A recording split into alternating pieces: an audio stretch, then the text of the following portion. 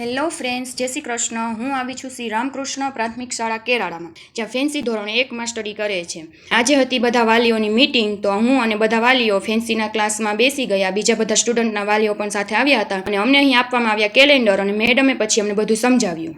શીખવાના મુદ્દા તો કે બગડતી વસ્તુ કોને કહેવાય ને એ હવે તમે યુટ્યુબમાં જોવો એટલે તમને ખબર પડી જાય.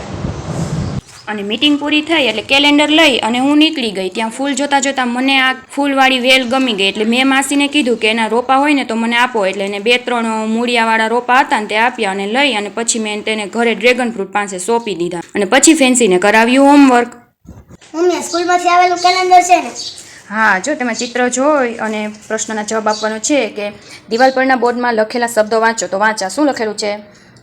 નામ માગ, ગગન ગામ જા, જમના જાગ.